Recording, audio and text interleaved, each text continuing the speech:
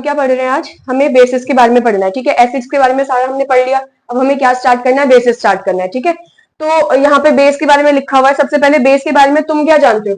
First time तुम नहीं सुन रखा है तुमने नाम, बेसिस के बारे में इतना कुछ पढ़ा नहीं है, तो क्या बोलोगे? जो बिटर होते हैं टेस्ट में। जैसे जैसे तुमने क्या पढ़ा था? एसिड्स के बारे में क्या पढ़ा था कि जो कैसे होते हैं? खट्टे होते हैं, है ना, खट्टे होते हैं टेस्ट में। तो बेसिस क्या होते हैं जो कैसे होते हैं टेस्ट में? बिटर। बिटर मतलब क्या होता है? मीठा, कड़वा। जो क्या होते हैं? कड़वे होते हैं टेस्ट में, ठीक है। तो कुछ हम बेसिस के बारे में देख लेते हैं जो हम अपनी डेली लाइफ में यूज करते हैं। हमने जितने भी डायग्राम्स देखे उसमें क्या था? साबुन था, शैम्पू हो गया, फिर क्या है जो कपड़े धोने के लिए डिटर्जेंट यूज करते हैं, खाने में हम बेकिंग सोडा यूज कर रहे हैं, सीमेंट्स, इसने सीमेंट्स लिखा हुआ तो सीमेंट मान लेते हैं अभी, अमोनिया जो कि हम फर्टिलाइजर्स में यूज करते हैं, हम अगर हमारे पेट में एसिडिटी हो जाती है तो हम इनो यूज कर रहे हैं, हम टूथपेस्ट यूज कर रहे हैं, और लास्ट में हमारे केमिकल्स में सॉरी हमारी लैब में कुछ केमिकल्स होते हैं। ये सारे के सारे इतनी जगह पे क्या होता है? हमारे बेसिस पाए जाते हैं, इतने सोर्सेज होते हैं बेसिस के। आ रहा है समझ में कि नहीं आ रहा है? ठीक है। तो एक्चुअल में फिर बेस है क्या?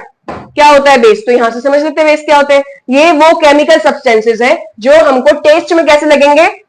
थोड़े से कड़वे लगेंगे। बेसिस क्या होते हैं? जैसे एसिड्स होते थे, एसिड क्या होते थे टेस्ट में?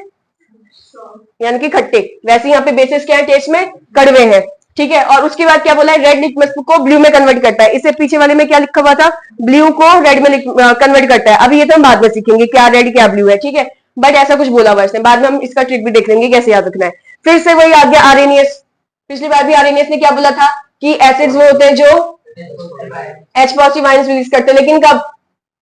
कभी भी निकाल देंगे जब उसको वाटर में डाला होगा, यानी कि अपने एक्वस मीडियम में। तो यहाँ पर भी बेसिस वो होते हैं जो क्या रिलीज करते हैं? क्या रिलीज करते हैं? OH नेगेटिव आयंस रिलीज करते हैं। कब? जब उनको पानी के, एक्वस मतलब क्या होता है? पानी होता है ना, तो जब उनको पानी में डालते हैं तो वो क्या रिलीज करते हैं? OH नेगेटिव आयंस रिलीज करते हैं। इसी को हम क्या बोलते हैं? इसको हम बेस कहते हैं। अकॉर्डिंग टू कौन? According to RNS.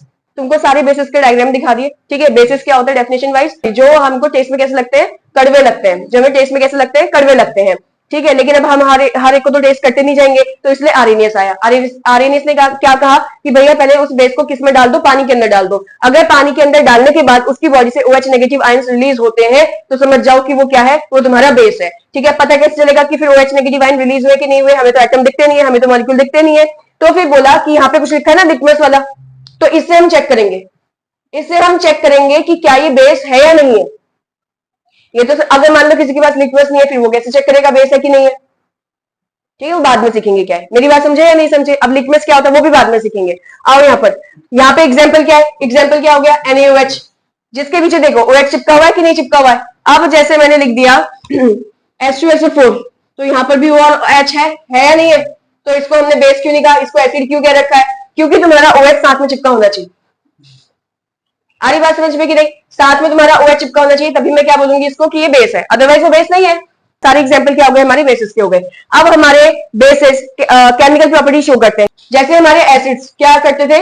Acidic property, chemical property show करते थे। उनकी तीन हमने केमिकल प्रॉपर्टी पढ़ी थी। एक क्या था? उनकी रिएक्शन करवाई किसके साथ? मेटल के साथ। दूसरा किसके साथ रिएक्शन करवाई थी? Metal oxide. तीसरे किसके साथ रिएक्शन करवाई थी? Metal carbonate. वैसे यहाँ पर रिएक्शन देख रहे हैं बट दो के साथ ही है। एक तो वही सेम है, मेटल के साथ उसकी क्या करवा दी? रिएक्शन करवा दी। दूसरा किसके साथ रिएक्शन करवाया? नॉन मेटल ऑक्साइड के साथ करवाया। मेटल ऑक्साइड के साथ नहीं, नॉन मेटल ऑक्साइड के साथ। समझ रहे हो कि नहीं? बेसिस के बारे में पढ़ लिया। बेसिस क्या होते हैं? जो हमें कड़वे लगते हैं टेस्ट में। लिटमस पेपर के बारे में कुछ पढ़ा था, जिसके बारे में कुछ पता नहीं, उसको हम बाद में डिस्कस करेंगे। फिर हमने पढ़ा कि आरएनएस के अकॉर्डिंग क्या होता है कि जो बेस होते हैं वो OH नेगेटिव आयंस निकालते हैं। कब? जब तुम उसको पानी में डालते हो, ठीक है। अब क्या पढ़ रहे हैं? अब पढ़ रहे हैं उसके केमिकल प्रॉपर्टीज, यानी कि केमिकल रिएक्शन पढ़ रहे हैं किसका? बेसिस का। तो बेसिस के जो केमिकल रिएक्शन है वो दो तरीके की दिखा रहा है। एक दिखा रहा है वो मेटल के साथ रिएक्ट करके, दूसरा दिखा रहा है मेटल के ऑक्साइड के साथ रिएक्ट करके। कौन? बेस कर रहा है। अब मेटल्स क्या होते हैं? तुमको मैंने पूरी रिएक्टिविटी सीरीज करवा रखी है ना। रिएक्टिविटी सीरीज पता है ना? काशीनाथ का माली आलू जरा फीके पकाता है, तो वो सारे के सारे क्या है? मेटल्स, हाइड्रोजन को छोड़कर, ठीक है। तो ये तुम्हारे मेटल्स हो जाएंगे। अब मेटल की तुमने बेस के साथ रिएक्शन करवा दी, किसी भी बेस के साथ रिएक्शन करवा देना, इसके बारे में टोटल पेपर में पूछा जाता है, इस वाले के बारे में। तो यहाँ पर जो रिएक्शन बनाई है कुछ ऐसा बना रखा है, ठीक है। तुम्हें मैं अगर थोड़ा सा सिखाऊं एक्चुअल में होता क्या है। एक्चुअल में ये है कि ये तुम्हारे पास क्या है? ये जिंक है ना। अगर तुम काशीनाथ का माली वाला पढ़ते हो पूरा, ये रहा ना, तो अगर तुम पूरी रिएक्टिविटी सीरीज पढ़ते हो तो मुझे बताओ जिंक ऊपर आता है कि नहीं आता? यहाँ पे पड़ा हुआ है जिंक, मतलब जिंक यहाँ पे है। सोडियम का है, सोडियम यहाँ पर ऊपर पड़ा है कि नहीं? तो क्या जिंक सोडियम को हटा सकता है उसकी जगह से? नहीं हटा सकता है ना। समझ में आ रही बात? ये नहीं तो उसको हटा नहीं सकता। ऑक्सीजन तो नेगेटिव वाला है, नेगेटिव वाला तो यहाँ पे कहीं तुमने बनाया नहीं है। अब बच कौन गया? H बचा है कि नहीं बचा? तो जिंक ये रहा और H कहाँ है? H उसके नीचे है, तो क्या जिंक H को हटा सकता है उसकी जगह से? समझ रहे हो कि नहीं? अभी तक का मैंने तुमको बताया था कि बेसिस वो होते हैं जो Na पॉजिटिव और OH नेगेटिव आयंस में टूटते हैं, होते हैं कि नहीं होते?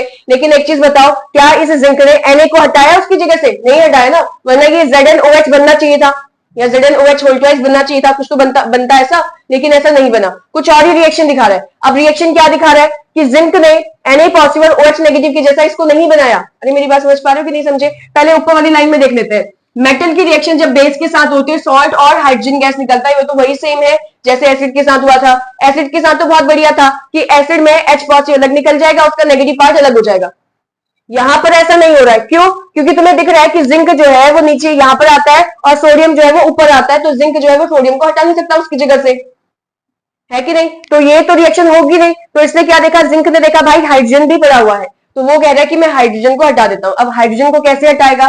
तो उसने इस NaOH को Na पॉजिटिव और सॉरी Na पॉजिटिव और OH में नहीं तोड़ा, इस NaOH को कैसे तोड़ा? ONa नेगेटिव, या इसको ऐसे तोड़ती हूं मैं, H पॉजिटिव और ONa नेगेटिव में तोड़ा।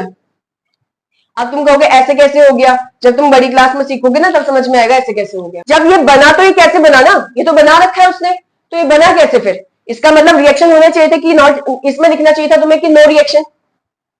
समझ रहे हो? यहाँ पर नो रिएक्शन लिखना चाहिए था, क्योंकि जिंक तुम्हारा सोडियम को नहीं हटा सकता उसकी जगह से, लेकिन तुमने तो लिखा नहीं है नो रिएक्शन, तुमने तो यहाँ पर रिएक्शन बना के दे रखी है और H2 गैस भी निकाला है उसकी जगह पे से।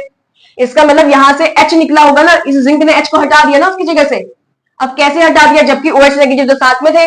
इसका मतलब डिपेंड करता है यहाँ पे अटैक कौन कर रहा है। अटैक मतलब किसके साथ तुम रिएक्शन करवा रहे हो, तो डिपेंड करता है किसके साथ रिएक्शन करवा रहे हो, उस हिसाब से ये टूटेगा।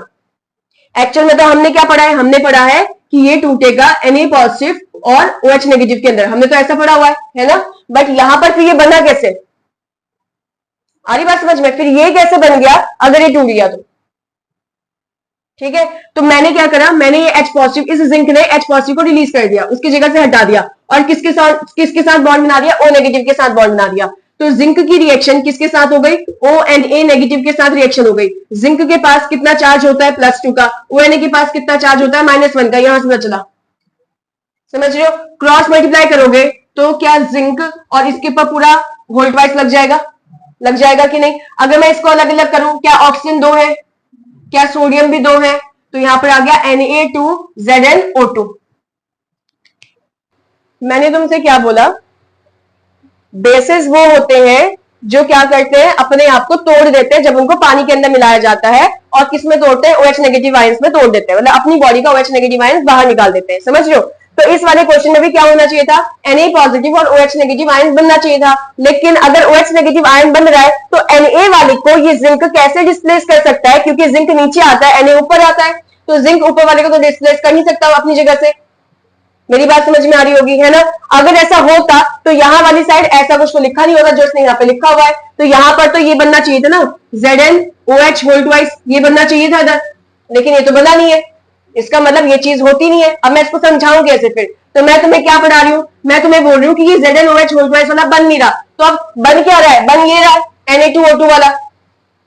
ठीक है, अब इसको समझेंगे कैसे? तो फिर मैंने तुमसे बोला कि जिंक इसमें से देखेगा कि भाई कौन सा पॉजिटिव है। एक Na पॉजिटिव होता है और एक H पॉजिटिव होता है।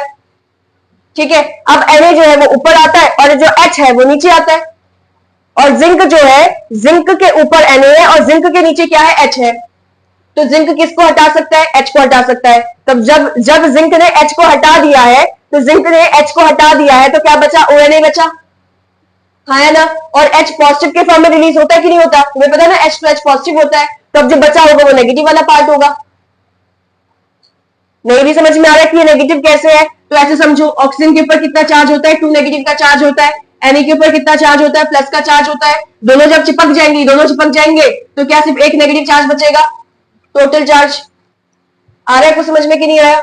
आ रहा है। तो यानी कि अब ये जो जिंक है वो इसके साथ रिएक्ट कर रहा है, लेकिन जिंक के ऊपर चार्ज कितना होता है? +2। तो अगर जिंक के ऊपर +2 का चार्ज है और यहां पर से क्या बना था? ONa नेगेटिव, इसके ऊपर नेगेटिव चार्ज है, तो इसको क्रॉस मल्टीप्लाई करोगे तो तुम्हारे पास क्या बनेगा? यही तो बनेगा, ऐसा। समझे कि नहीं समझे? ये मैं तुमको याद करने के लिए सिखा रही हूं, इतनी आसानी से रिएक्शन नहीं हो जाती ऐसी। पहले ये जिंक ऑक्सीजन के साथ रिएक्ट करता है, उसकी वर्ड से ऑक्सीजन अलग करता है, उसके बाद वो सोडियम के साथ रिएक्ट करके ये बनाता है। ये तो मैं तुमको सिखा रही हूं बस ऐसे ही कि ऐसे याद कर लेना इसको, वरना याद नहीं रहेगा। मेरी बात समझ पा रहे हो क्या कह रही हूं मैं? वरना याद नहीं आएगा तुमको कैसे बनाना है, क्योंकि यहाँ पे क्वेश्चन में क्या बोला है, मेटल और मतलब जो स्टेटमेंट तुमने लिखी है, मेटल और बेस की रिएक्शन करवाओगे तो बिल्कुल एसिड की तरह होगा। और क्या होता है एसिड में कि सॉल्ट और H2 गैस निकलता है, सॉल्ट बनता है और H2 गैस निकलता है। अब इसके पास तो भाई सिर्फ एक ही H है ना, ये तो बैलेंस करके निकला है, बट एक ही तो H है। इसका मतलब इस जिंक ने डिस्प्लेसमेंट रिएक्शन दिखा दी और इस H को बाहर फेंक दिया है और बाकी लोगों के साथ बॉन्ड बना दिया। समझ पा रहे हो मेरी बात या नहीं? जिंक के ऊपर चार्ज कितना आता है, प्लस का 2। तो अब मैं यहां पर से क्या कर रही हूँ, जिंक के ऊपर चार्ज निकाल। एक्चुअल में मैंने इस तरीके से दिखा रखा है, लेकिन ऐसा नहीं होता, ये सिर्फ तुमको याद करने के लिए मैं ऐसा करवा दूं। समझ रहे हो? अब जैसे मैंने इस तरीके से करा, इसमें मैं जिंक का चार्ज निकाल रही हूं, तो सोडियम कितने हैं 2, और एक सोडियम पे चार्ज कितना होता है प्लस का 1, ये हो जाएगा प्लस का x। पता है ना कैसे निकालते हैं? फिर प्लस का साइन, कितने ऑक्सीजन है 2, एक ऑक्सीजन पे चार्ज कितना है माइनस का 2, ओवरऑल चार्ज कितना हो गया इसमें 0। इतना कुछ आया। अब यहां पर क्या बचा 2 प्लस एक्स माइनस का 4 बराबर 0 हुआ कि नहीं हुआ? तो क्या x माइनस 2 बराबर 0 हुआ कि नहीं हुआ? x की वैल्यू कितनी आ जाएगी प्लस का 2, और जिंक के ऊपर चार्ज कितना होता है प्लस का 2। समझ में आ रहा है कि नहीं आ रहा है? रिएक्शन तो मैंने तुमको आसानी से बता दिया कि ONA2 होल कर दो ऐसा, बट ऐसे नहीं होता है। ठीक है, इस वाली पोर्शन का नाम लिख रही हूँ, इसका नाम मैंने तुम्हें क्या बताया, कैसे लिखना है इसका नाम। ये सोडियम है तो इसको हमने सोडियम लिखना है, और बाकी जो भी बच गया उसको हम लिखेंगे जिंकेट। ठीक है, क्या लिखेंगे जिंकेट, ये हो गया सोडियम जिंकेट। अगली बार हम क्या, अब हम क्या करवा रहे हैं, रिएक्शन करवा रहे हैं नॉन मेटल ऑक्साइड के साथ, नॉन मेटल ऑक्साइड के साथ। अब नॉन मेटल ऑक्साइड होते क्या है, कैसे पता चलेगा तुम्हें? जिनके ऊपर प्लस का चार्ज आया वो सारे मेटल्स होते हैं, जिनके ऊपर नेगेटिव का चार्ज आया वो सारे नॉन मेटल्स होते हैं। समझे या नहीं समझे? अब नॉन मेटल का ऑक्साइड बनाना है। ऑक्साइड मतलब मैंने किसी नॉन मेटल की रिएक्शन करवा दी किसके साथ, ऑक्सीजन के साथ, उसको नॉन मेटल ऑक्साइड कहते हैं। तुम्हें बस ज्यादा याद नहीं रखना, नॉन मेटल ऑक्साइड अभी जो हमें याद रखना है वो हो गया CO2, SO2, SO3, मतलब यही होंगे। ठीक है, या फिर हम लिख सकते हैं इसमें NO2। समझ पा रहे हो कि नहीं? अब मैं मानती हूं कि जो कार्बन है तुम्हारा, वो नॉन मेटल होता है कि मेटल होता है? इसके ऊपर तो हमने कोई चार्ज पढ़ा ही नहीं था, कार्बन के ऊपर हमने कोई नेगेटिव चार्ज तो पढ़ा ही नहीं था, है कि नहीं? लेकिन कार्बन तुम्हारा क्या होता है, नॉन मेटल होता है। जब मैं नेक्स्ट चैप्टर पढ़ाऊंगी ना, या कभी मैं पढ़ाऊंगी तो समझा दूंगी क्या नॉन मेटल, कैसे नॉन मेटल, किसको हम नॉन मेटल कहते हैं, किसको मेटल कहते हैं, मैं बाद में सिखा दूंगी। समझ में आ रही बात? बस अभी थोड़ा सा याद रख लो कि ये जो कार्बन है वो नॉन मेटल, सल्फर जो है नॉन मेटल, ठीक है, सोडियम, ये जो क्या नाम है इसका, नाइट्रोजन जो है वो नॉन मेटल होता है। इनके जो ऑक्साइड्स बनेंगे, यानी कि ऑक्सीजन के साथ जो इन्होंने बॉन्ड बना रखा है, उसको हम नॉन मेटल ऑक्साइड कह देंगे। आया नहीं आया? इतना आ गया ना? बस अब नॉन मेटल ऑक्साइड की रिएक्शन तुमने बेस के साथ करी तो सॉल्ट और वाटर बन रहा है। ये तो वैसे ही हो गया। मेटल ऑक्साइड की रिएक्शन जब तुमने किसके साथ करवाई थी, एसिड के साथ रिएक्शन करवाई थी, उसमें भी सॉल्ट और वाटर बन रहा था। याद है ऐसा कुछ की नहीं याद है? ठीक है, तो नॉन मेटल ऑक्साइड ये रहा कार्बन डाइऑक्साइड, एक बेस ले लिया, बेस क्या है NaOH। ठीक है, और इसकी रिएक्शन जब करवाई हमें सॉल्ट और वाटर बन रहा, तो पहले तुम वाटर बाहर निकाल दो इसकी बॉडी से। सिंपल पढ़ो, क्या पढ़ेंगे, कार्बन डाइऑक्साइड मतलब CO2 के साथ यहां पे तुमने जो भी चिपका रखा है Na और वो CO, Na और C ये दोनों साथ में चिपकने चाहिए। अब ये भी समझ में नहीं आ रहा, इतना समझो, CO2 का अगर CO, देखो Na तो हमेशा तुम्हारा वो बनेगा, पॉजिटिव वाला बनेगा, CO2 तुम्हारा कुछ होता नहीं है, CO3 लेकिन कुछ होता है। पढ़ा है कि नहीं पढ़ा? तो मैंने क्या करा, इस Na को तो वैसे ही रखा, ये रहा पॉजिटिव वाला, इस CO2 में यहाँ का एक ऑक्सीजन इसको दे दिया, तो CO2 क्या हो गया, किस में कन्वर्ट हो गया, CO3 2 नेगेटिव में कन्वर्ट हो गया। समझ में आ रही बात? और इसको यहाँ पे जोड़ दिया, इसको पहले सही बना दिया कि फॉर्मूला सही है कि गलत है। तो मैंने क्या करा, ये था सोडियम, ये था CO3 2 नेगेटिव, और ये था 1 का प्लस का 1, इनको इधर उधर फेंका तो ये क्या बना, Na2CO3 बन गया। उसके क्वेश्चन के हिसाब से पानी बाहर निकलना चाहिए, मैंने पानी बना दिया। समझ रहे हो कि नहीं समझे? मैंने पानी बाहर निकाल दिया। अब क्या करना है, इक्वेशन को बैलेंस करो। 2 सोडियम है तो यहाँ पे 2 लग गए, ऑक्सीजन कितने हो गए टोटल 2, इस साइड कितने ऑक्सीजन हो गए 2, और यहाँ पे टोटल कितने हो गए 2, यानी कि टोटल ऑक्सीजन कितने हो गए 4, तो यहाँ पर 3 और 1 4, H कितने हो गए यहाँ पर 2, उस साइड कितने हो गए 2। अब याद कैसे रखेंगे, मैंने तुमको बताया तो सही, इस तरीके से याद रखना। नॉन मेटल ऑक्साइड की बेस के साथ रिएक्शन होगी तो पानी रिलीज करना है, तो तुम पहले इसकी वर्ड से वाटर रिलीज कर दो। अगर ये CO2 है तो ये CO3 हो जाएगा। मान लो मैंने SO3 के साथ रिएक्शन करवा दी, SO3 की रिएक्शन करवा दी NaOH के साथ, इसकी रिएक्शन करवा दी, तो SO3 या तो ऐसे बनेगा SO3 2 नेगेटिव, पढ़ रखा है तुमने, या फिर तुमने पढ़ा है SO4 2 नेगेटिव, पढ़ा है कि नहीं पढ़ा, पढ़ रखा है ना या नहीं पढ़ा है। चाहे अगर जैसे मान लो कि मैं इसको बनाती हूँ, तो अगर इसको बनाती हूँ तो SO3 हो जाएगा और ये Na हो जाएगा, होगा कि नहीं होगा। इसके ऊपर चार्ज कितना होता है -2, इसके ऊपर चार्ज +1, तो ये Na2SO3 होगा कि नहीं होगा। क्वेश्चन के हिसाब से क्या बनना चाहिए, वाटर बनना चाहिए कि नहीं बनना चाहिए। ठीक है, अब बैलेंस देखो कि है कि नहीं है। टोटल ऑक्सीजन कितने हो गए यहाँ पर 4, हुए कि नहीं हुए। यहाँ पर टोटल ऑक्सीजन कितने दिख रहे हैं 4 दिख रहे हैं। सोडियम कितने हैं 2, इधर साइड सोडियम कितने हैं 1, तो यहाँ पे 2 कर दूंगी तो ऑक्सीजन बैलेंस हुआ कि नहीं हुआ, बैलेंस हुआ। 3 और 2 कितने हो गए 5 हो गए ना इस साइड ऑक्सीजन, और यहाँ पे कितने हो गए 4 ऑक्सीजन। गड़बड़ होगा, बार बार चेंज करने जाऊंगी तो ऑक्सीजन गड़बड़ होगा। अब कोई कह रहा कि चलो यहाँ पे छेड़ दो, यहाँ पे 2 कर दो, तो 3 और 2 5 हो गए ना ऑक्सीजन। हाइड्रोजन कितने हो गए 4, यहाँ पे हाइड्रोजन कितने हैं, यहाँ तो कुछ है ही नहीं। आया समझ में कि नहीं, मतलब बैलेंस नहीं इक्वेशन, ये बनेगा ही नहीं। तो क्या बनाएंगे SO4 2 नेगेटिव बनाओ, SO4 2 नेगेटिव बनाओ। समझ में आया कि नहीं आया। अब देख लेते हैं पूरा एक बार। यहां पर अभी अभी इसको हटा रही हूं मैं। यहां पे टोटल ऑक्सीजन कितने हो गए, यहां पर कितने हो गए, पहला ही गड़बड़ हो गया।